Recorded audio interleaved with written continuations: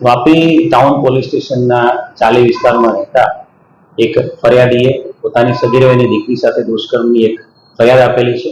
તારીખ 10મી ડિસેમ્બરના રોજ આ ગુનો દાખલ કરવામાં આવ્યો છે અને ગુનો દાખલ કરનારની સાથે થોડાક જ સમયમાં આરોપીની ધરપકડ કરી લેવામાં આવી છે। કોણ છે? જે આરોપી છે મુન્ના કુમાર સુરેશલાલ શ્રીવાસ્તવ છે। તે ઓરિજિનલી બિહારનો રહેવાસી છે અને થોડા વર્ષોથી અહીંયા આવીને વાપીમાં અલગ અલગ ફેક્ટરીમાં એમાં મજૂરી કામ કરે છે અને આરોપી પોતે પરિણીત છે। એના પોતાના 3 નાના નાના બાળકો છે।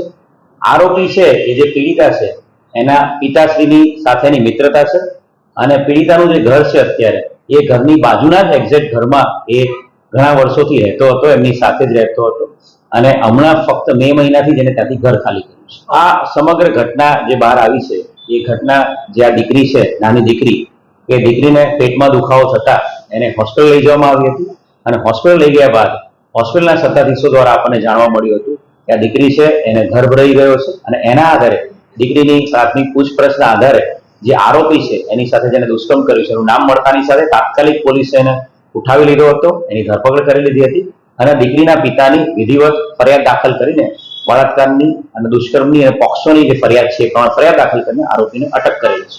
હાલ જે પ્રાથમિક પૂછપરછ થઈ છે એ પ્રમાણે ગયા ચાલુ વર્ષે 2024માં જાન્યુઆરી મહિનાથી એપ્રિલની વચ્ચેના સમયમાં અલગ અલગ સમયે આ આરોપીએ જ્યારે પણ દીકરીના માતા પિતા મજૂરી માટે અથવા કામ માટે જતા હોય ત્યારે એ એકલતાનો ફાયદો ઉઠાવીને બાજુના જ રૂમમાં રહે છે એટલે દીકરી સાથે અવારનવાર શરીર સંબંધ ગુજાર્યો છે અને દીકરીને ગર્ભવતી બનાવી દીધી છે।